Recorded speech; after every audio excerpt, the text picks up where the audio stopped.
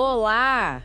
Que bom ter vocês conosco. Nós somos uma IA desenvolvida pelo site Ponto Geek. Curadoria de conteúdo humana por Gordo Geek. Eu sou o Eduardo. E eu sou a Jéssica. Bem-vindos à nossa análise de hoje. Hoje o papo é sobre o que faz a tecnologia funcionar por dentro. As unidades de processamento. A gente tem um monte de material aqui para explorar as diferenças entre CPU, GPU, NPU, TPU e até QPU. Exato. E entender isso é fundamental, né? Porque não é tudo a mesma coisa. Cada sigla dessas representa um jeito diferente de pensar o processamento, cada um otimizada para uma coisa. Isso afeta desempenho, eficiência, tudo. Vamos mergulhar no que as fontes contam. Perfeito. Começando pelo mais conhecido, talvez, a CPU, a unidade central de processamento. O cérebro do computador, como a gente costuma dizer. Isso, o cérebro geral. É ela que pega essas instruções do software, tipo do Windows, do navegador, e executa. Lá dentro tem peças-chave, né? A ULA, unidade lógica aritmética, para os cálculos. Aquela que faz as contas mesmo. Exatamente. E a unidade de controle, que, bom, controla tudo, organiza o fluxo, e os registradores, que são memórias minúsculas e super rápidas ali do lado. E a história disso é longa, né? Começou lá atrás. Nossa, muito longa. Pensa no Intel 4004, de 1971. O primeiro microprocessador comercial. Se comparar com o ENIAC, aquele computador gigante que ocupava uma sala inteira, o 4004 era minúsculo e já mostrava o caminho. Uma revolução de tamanho e poder. Total. E daí foi evoluindo. 8 bits com o Intel 8008, depois 16 bits com o famoso 8086, aí 32 bits com o 80386, até chegar nos processadores multicore que a gente tem hoje. Foi um salto atrás do outro. E como a gente mede se uma CPU é boa hoje? O que importa olhar? Várias coisas. O clock speed, medido em gigahertz, o famoso gigahertz, basicamente quantas operações por segundo ela consegue fazer. Mas não é só isso. Tem os núcleos, né? Single core, dual core, quad core. Isso. Hoje em dia, octa-core, até mais. Mais núcleos significa que ela consegue fazer mais tarefas ao mesmo tempo, em paralelo. Ajuda muito na multitarefa e tem a memória cachê. Ah, L1, L2, L3. O que é isso exatamente? Pensa numa memória ultra rápida que fica colada na CPU. A L1 é a menor e mais rápida. A L3 é um pouco maior e um tiquinho mais lenta, mas ainda muito mais rápida que a RAM principal. É para guardar dados que a CPU usa muito, para não ter que buscar longe toda hora. Acelera bastante. Faz sentido. E na prática, onde a CPU brilha mais? Bom, em tudo que é computação geral. Rodar o sistema operacional, navegar na internet, usar um editor de texto, planilha. Tarefas que geralmente rodam em sequência, uma instrução depois da outra.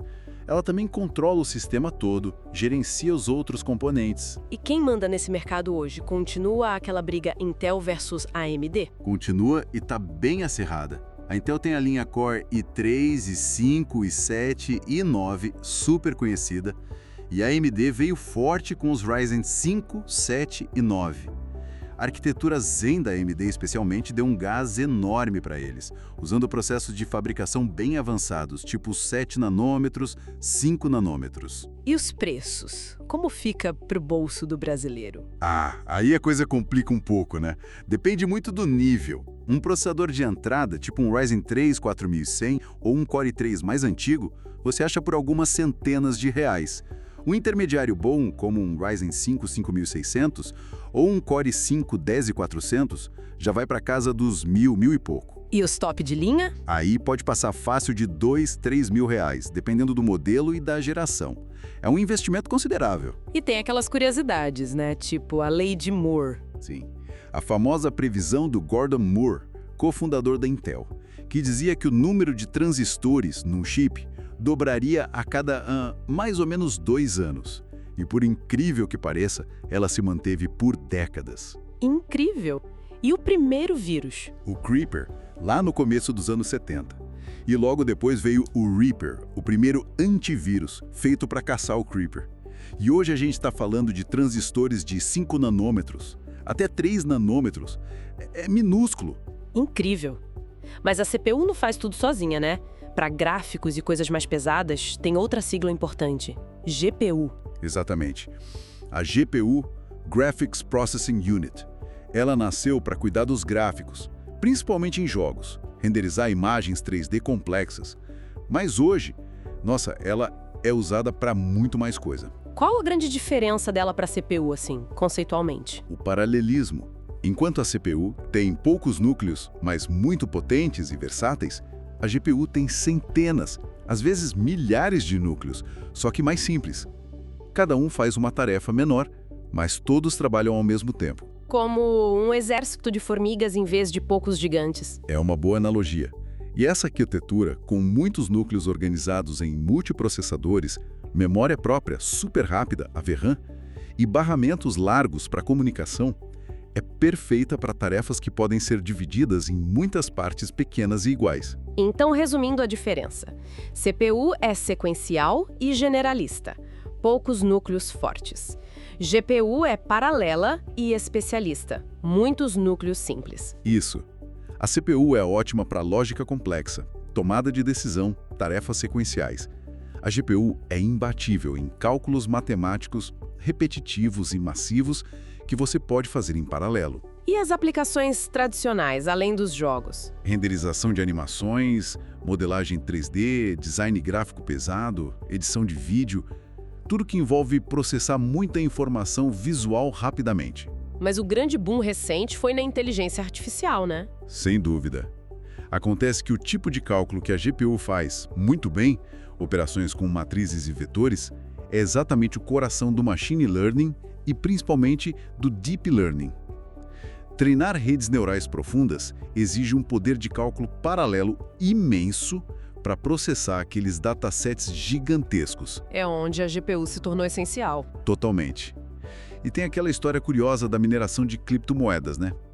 Durante o boom, muita gente comprou GPUs para minerar Bitcoin e Ethereum.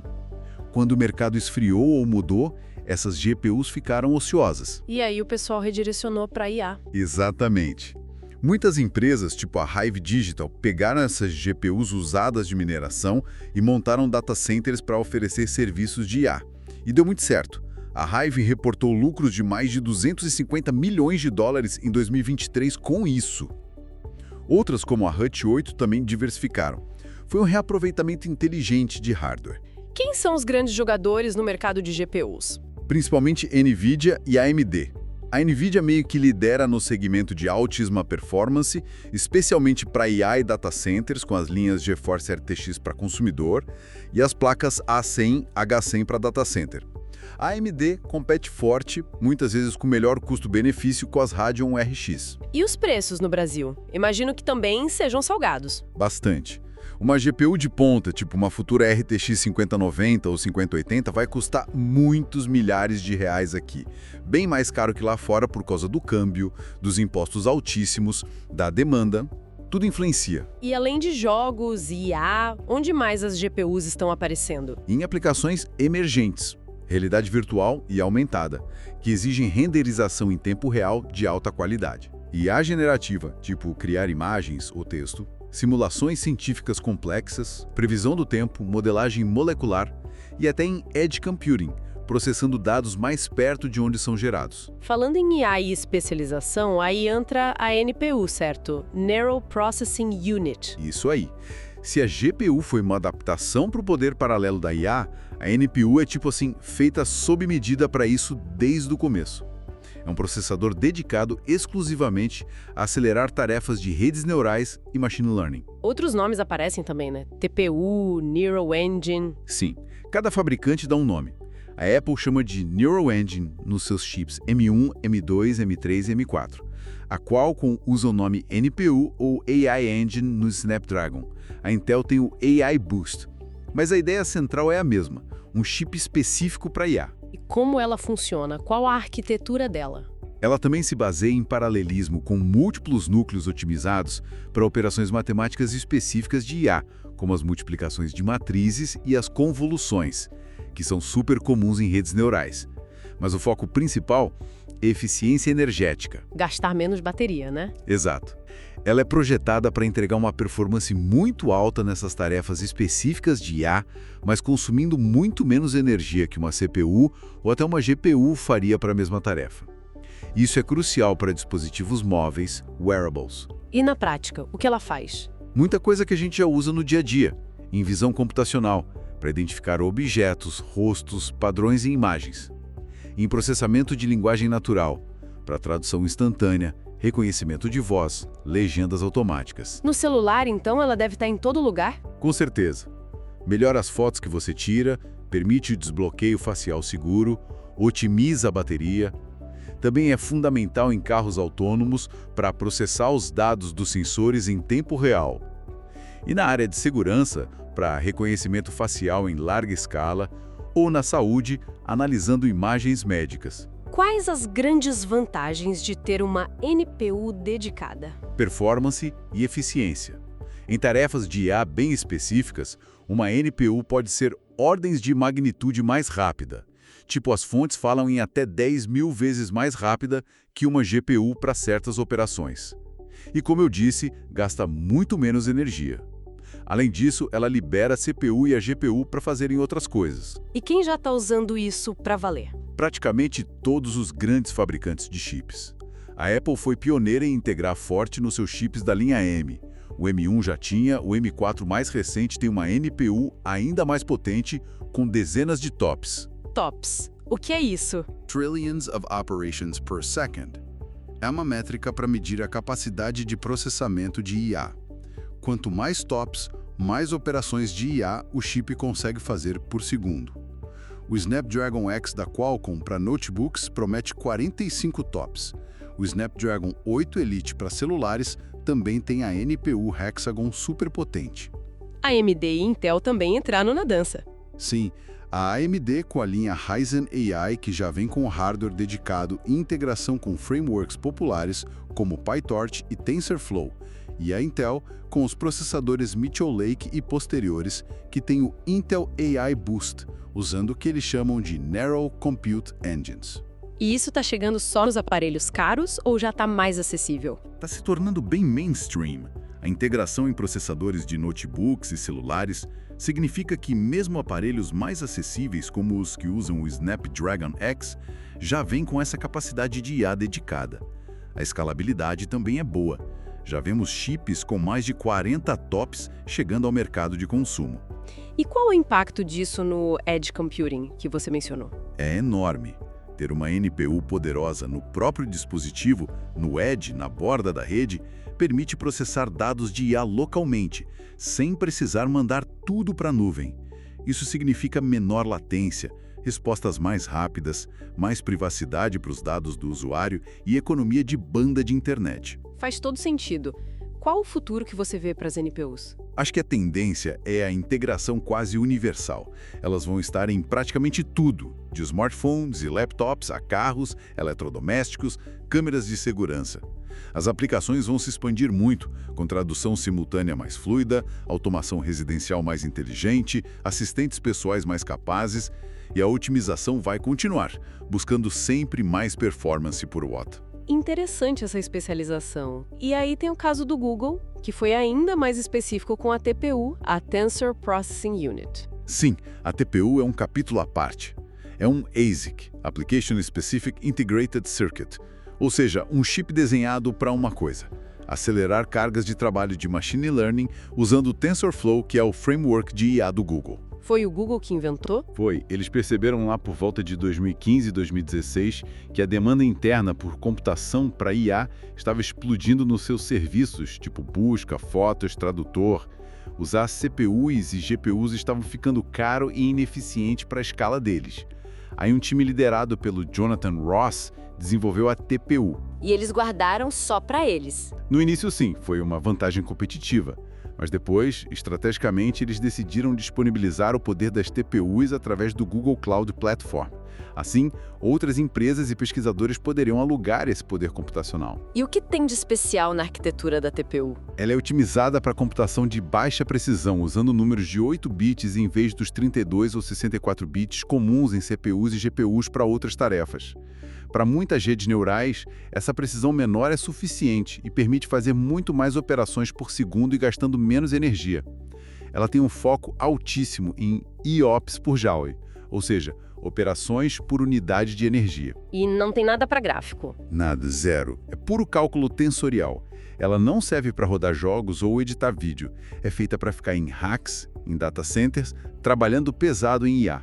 E ela evoluiu também, imagina. Sim, várias gerações. A TPU V1 era focada em inferência, que é usar um modelo de IA já treinado. A V2 já era boa para treinamento também, entregando uns 180 teraflops. Teraflops, outra medida. Tera Floating Point Operations per Second, outra forma de medir performance computacional, mais comum para cálculo científico e gráfico. A TPU V3 subiu para 420 teraflops por chip. E eles montam isso em pods, que são conjuntos de muitos chips trabalhando juntos. Um pod de TPU V3 com 64 chips chega a mais de 11 petaflops. Nossa, é muita coisa. E comparando com CPU e GPU, como ela se sai? Para as tarefas para que foi projetada treinar e rodar modelos no TensorFlow, ela geralmente ganha. O Google mostrou exemplos onde treinar um modelo de tradução era muito mais rápido em TPUs do que em GPUs da época. A eficiência energética, especialmente da V3, também é um ponto forte. Mas depende do modelo de IA. Para algumas arquiteturas, como CNNs e redes totalmente conectadas, ela vai muito bem. Para outras, como RNNs, a GPU pode ser mais vantajosa. E como funciona o acesso? Eu posso comprar uma TPU? Não, para colocar no seu PC.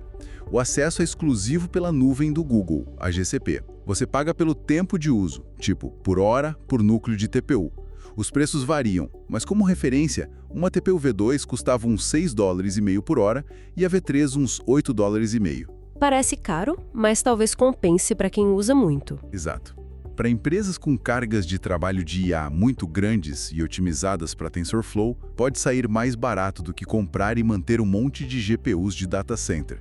Você não tem o custo inicial do hardware, CAPEX, só o custo operacional, OPEX. E a compatibilidade? Só funciona com TensorFlow? Ela foi desenhada para TensorFlow, mas hoje, através de APIs do TensorFlow, você consegue usar com outros frameworks populares também, tipo PyTorch e JAX, embora a otimização máxima seja com TensorFlow nativo.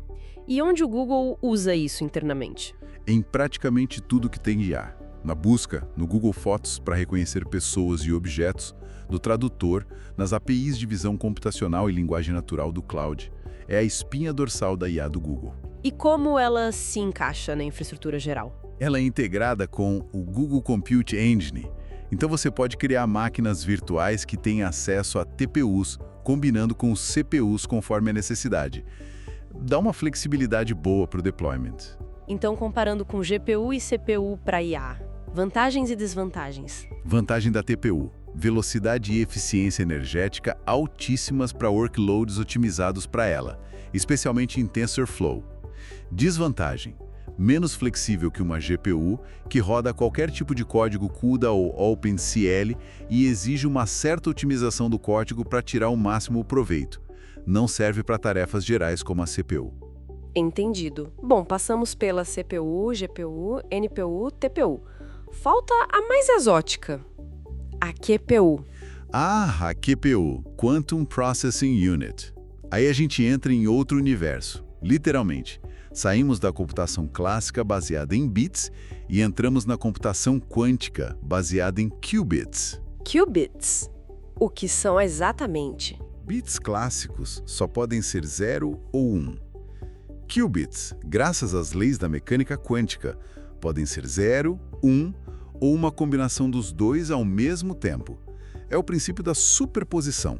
Tipo uma moeda girando no ar, antes de cair cara ou coroa. É uma analogia comum, sim.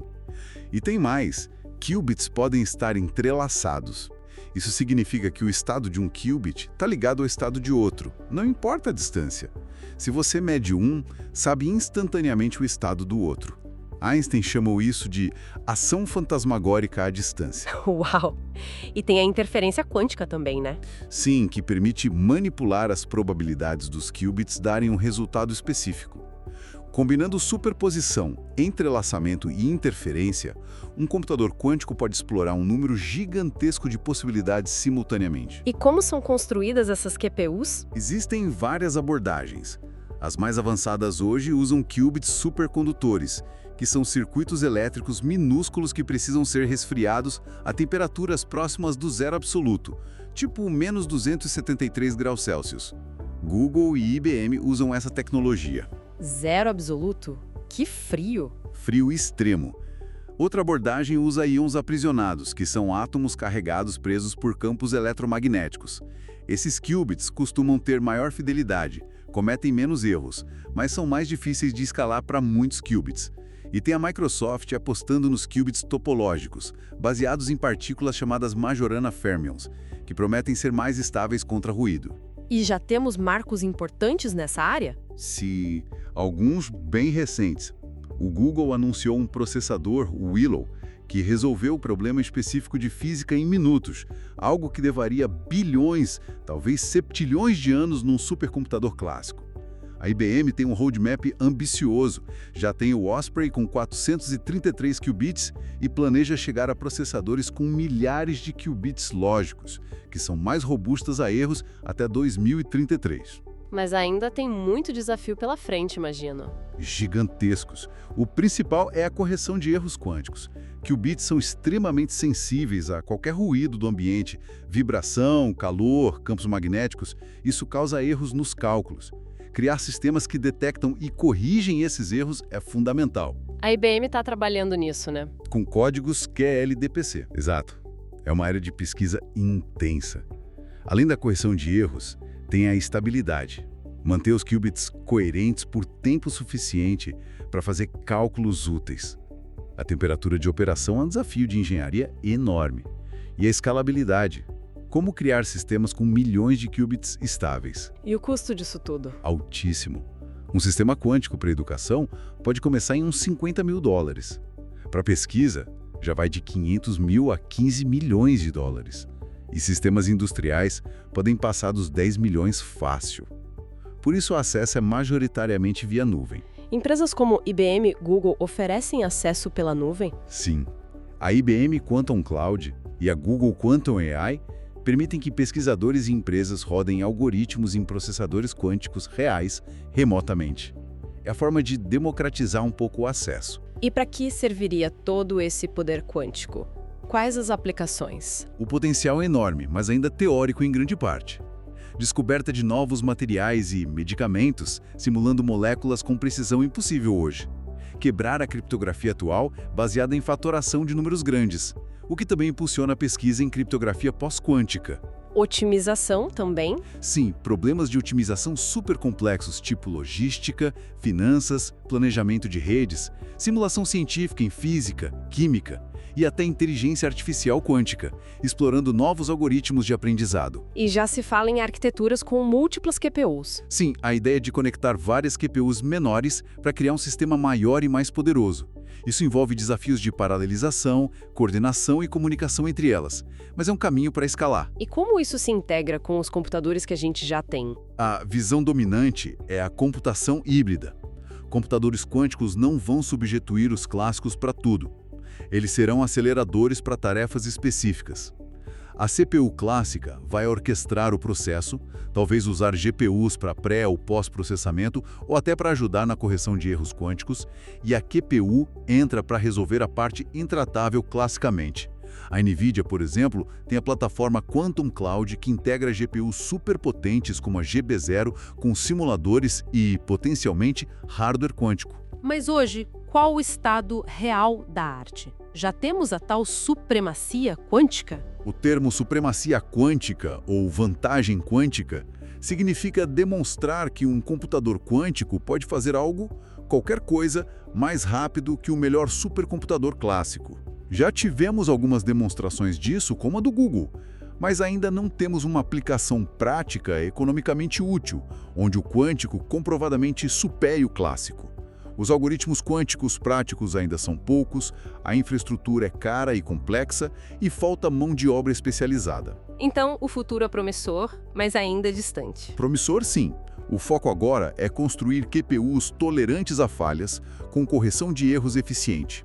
A expectativa é que as primeiras aplicações comerciais mais nichadas comecem a surgir nos próximos 5 a 10 anos. A democratização via nuvem vai continuar e a integração com a indústria vai aumentar gradualmente.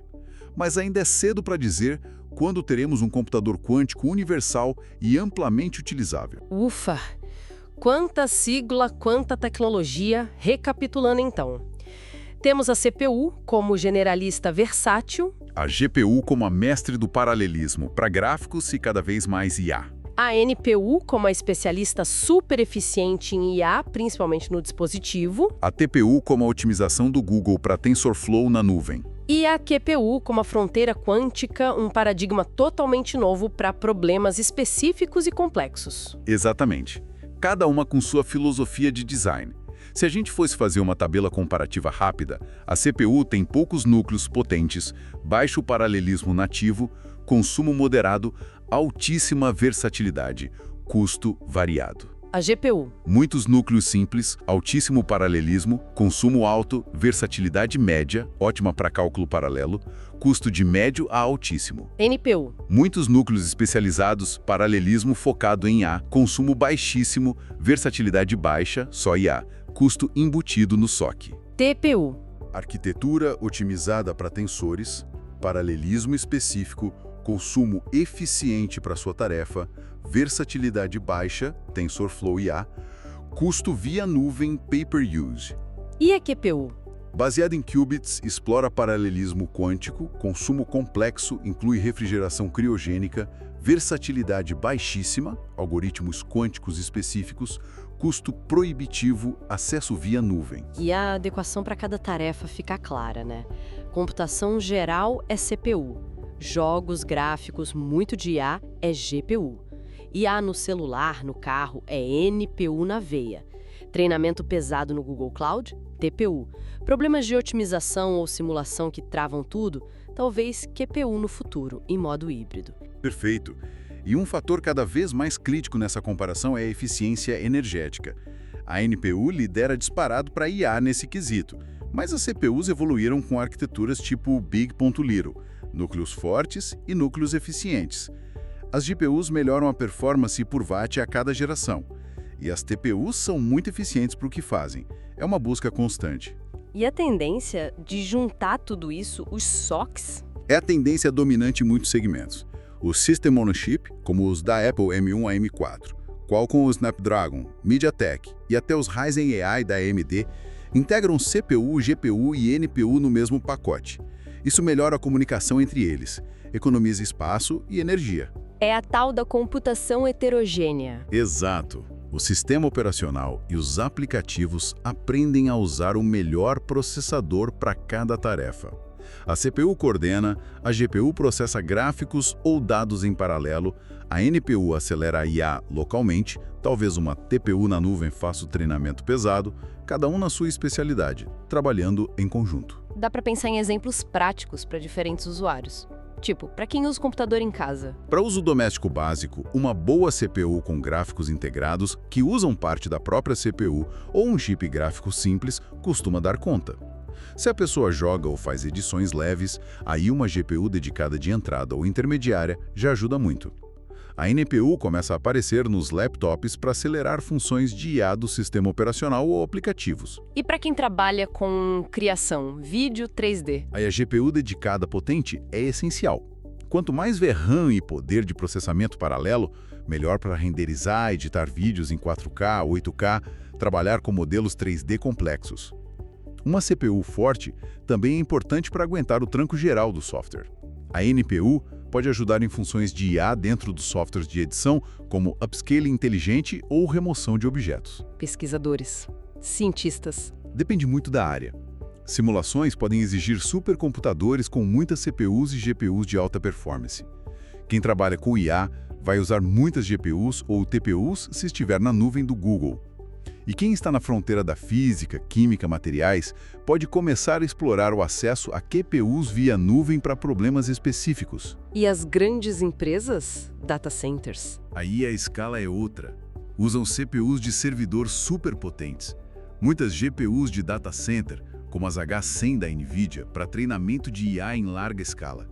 TPUs, se for o caso. E começam a olhar para soluções com NPU para inferência eficiente ou até mesmo explorar QPUs para otimização ou pesquisa e desenvolvimento. Vamos aprofundar um pouco mais nessas aplicações.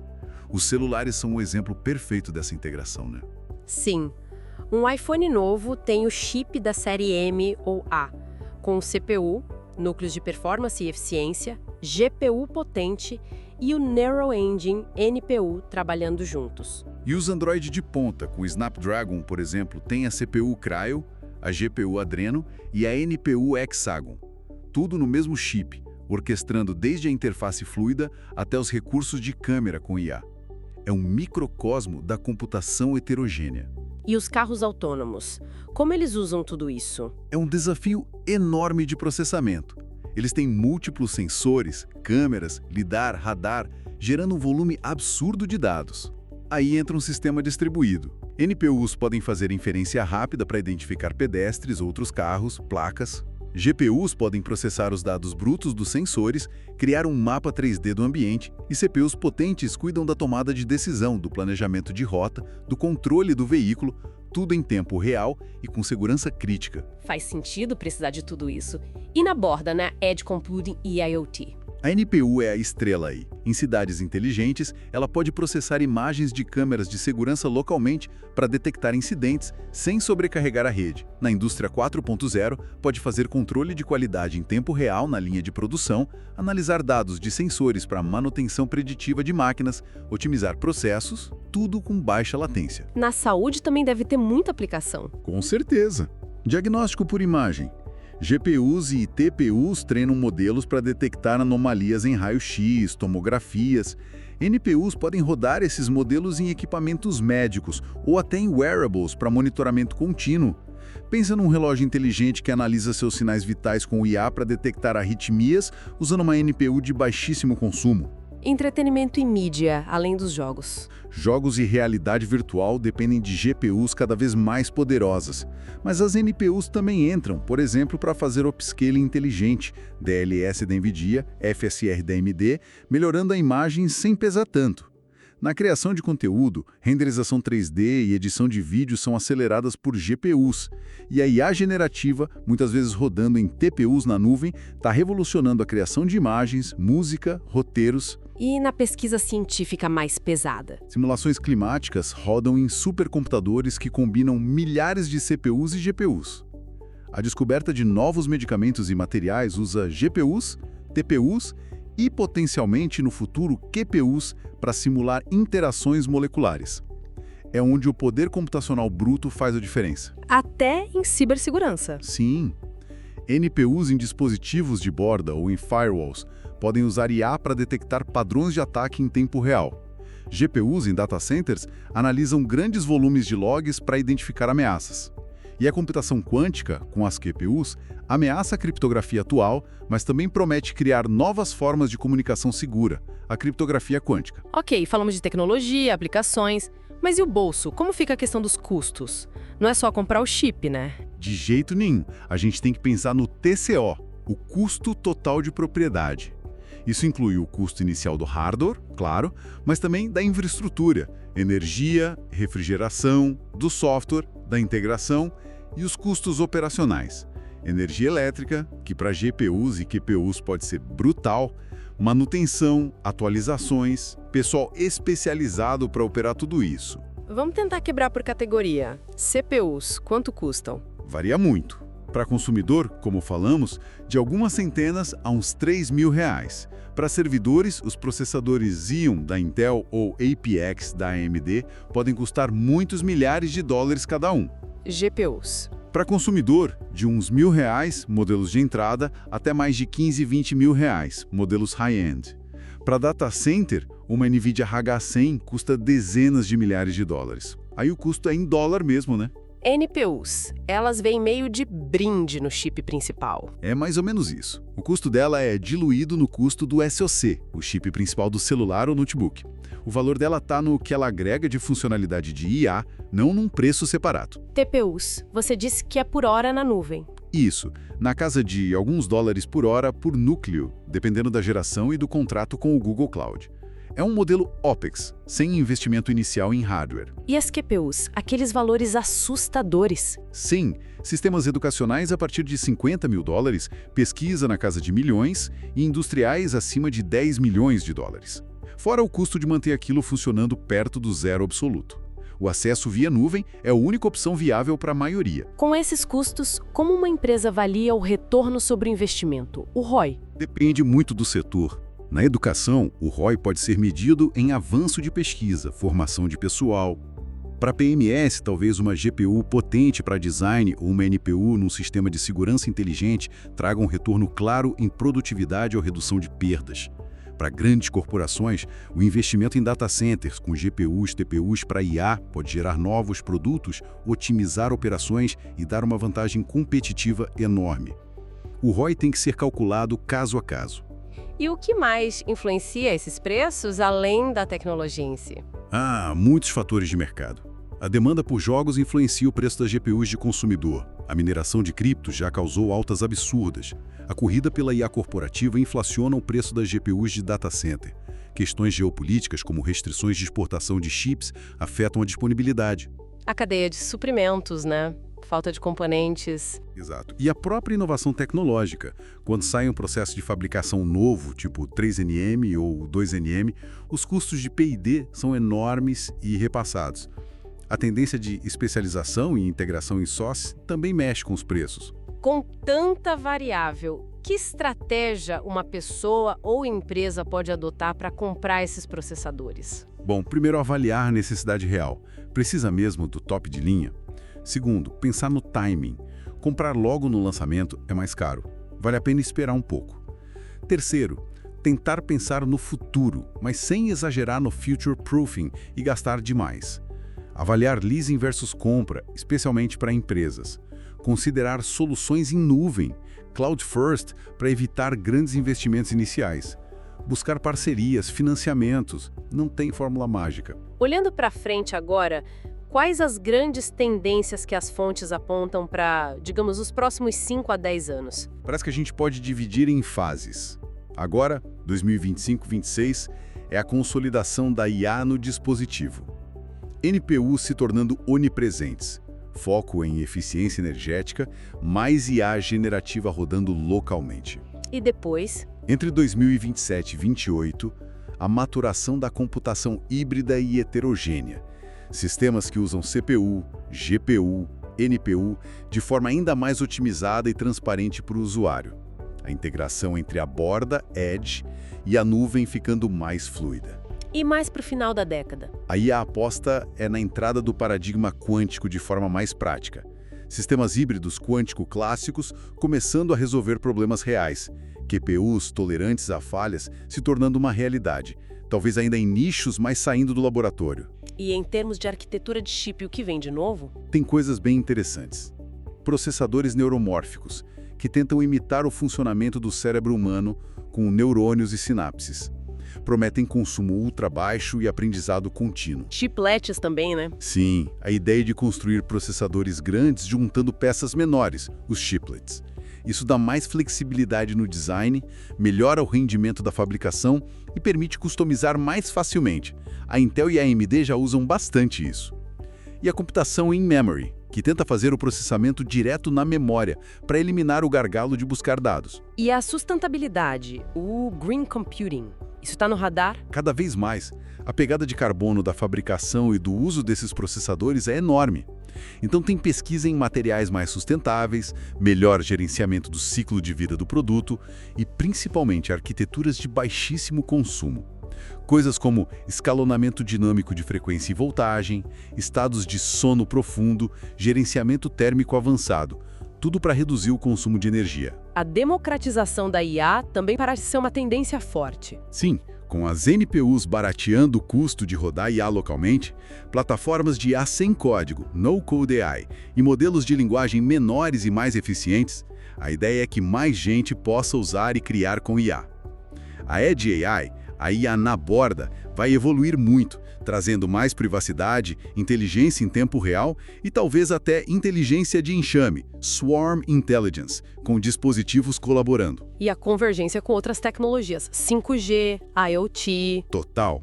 A combinação de 5G, com baixa latência e alta banda, IA rodando na borda, com NPUs, e IoT, com sensores em todo lugar, abre um mundo de possibilidades. Network Slicing para garantir performance, computação distribuída, controle em tempo real E olhando mais longe, realidade estendida, XR, interface cérebro-computador, computação sensorial. Mas nem tudo são flores, né?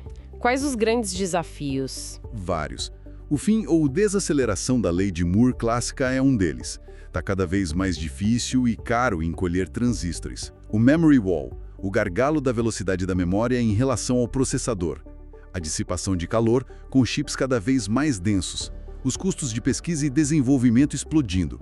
A fragmentação do mercado com tantas arquiteturas especializadas e os riscos geopolíticos afetando a cadeia de suprimentos. Mas também tem a oportunidade, certo? Muitas. Novos mercados gigantescos se abrindo com IA e futuramente com a computação quântica. A convergência entre diferentes disciplinas criando inovações inesperadas. E a própria democratização da tecnologia, que pode gerar um novo ciclo de crescimento e criatividade. Falando em democratização e impacto, tem a questão ética também, né? Fundamental.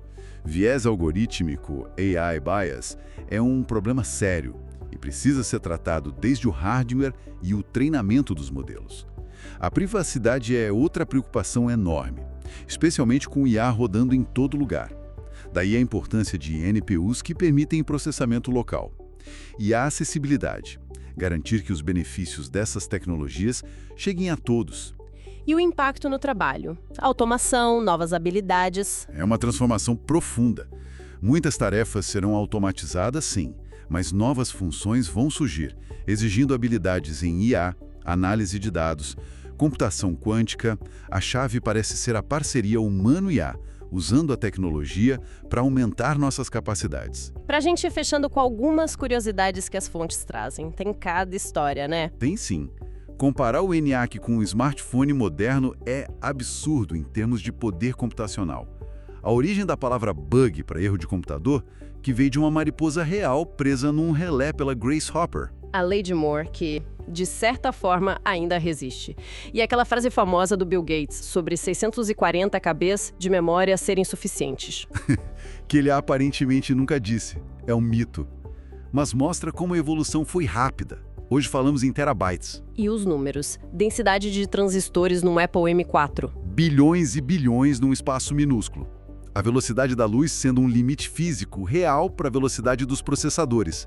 As temperaturas extremas. QPUs perto do zero absoluto, CPUs que podem esquentar bastante. Etimologias curiosas, tipo spam. Que veio de um quadro do Monty Python. E Silicon Valley, que era uma região de pomares antes de virar o centro da tecnologia de silício. E umas comparações interessantes. O poder do nosso cérebro versus a eficiência de uma NPU para tarefas específicas. Sim, o cérebro ainda é muito mais complexo e eficiente energeticamente no geral, mas para certas tarefas matemáticas de IA, a NPU é otimizada. E o consumo da rede Bitcoin, que já foi comparado ao de países inteiros. E como essas GPUs agora são usadas para IA, que também consome muita energia... Tem paradoxos também, né? A gente busca especialização com NPU, TPU, QPU, mas fica dependente de ter vários tipos de processadores. Exato.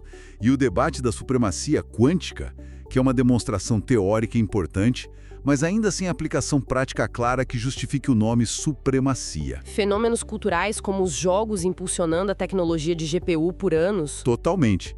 E o poder que a gente carrega no bolso com os smartphones atuais. E pensar que no início, usar GPUs para IA foi visto com resistência por alguns. E as curiosidades quânticas, a superposição como a moeda girando, o entrelaçamento como a ação fantasmagórica. São conceitos difíceis de intuir, mas fascinantes. Mostram como a realidade em escala quântica é diferente. E os impactos inesperados, NPUs realmente democratizando o acesso à IA, TPUs que, mesmo sendo do Google, aceleraram a pesquisa na indústria toda. A tecnologia tem dessas coisas. Uma inovação puxa a outra de formas que nem sempre a gente prevê. Bom, acho que demos uma bela passada por esse universo complexo das unidades de processamento, né? Ficou claro como cada uma, CPU, GPU, NPU, TPU e QPU, evoluiu com um propósito bem definido. Sim. Desde a versatilidade essencial da CPU até o potencial revolucionário, ainda que distante, da QPU. A mensagem principal que fica das fontes é essa: especialização e integração. SOCs, computação heterogênea. O futuro não é de uma tecnologia só dominando, mas dessa combinação. Exatamente. Uma sinfonia computacional, como alguns gostam de chamar. Entender as peças dessa orquestra, as forças e fraquezas de cada instrumento, é crucial para navegar no mundo digital que está cada vez mais dependente delas. É sobre usar a ferramenta certa para a tarefa certa. Esperamos que essa nossa discussão detalhada tenha sido útil e, claro, interessante para quem nos ouve. E se você gostou, não esquece, deixa seu comentário, curte, compartilha com os amigos, isso ajuda muito a gente a continuar trazendo essas informações e análises. É isso aí. Muito obrigado pela companhia e até a próxima. Tchau!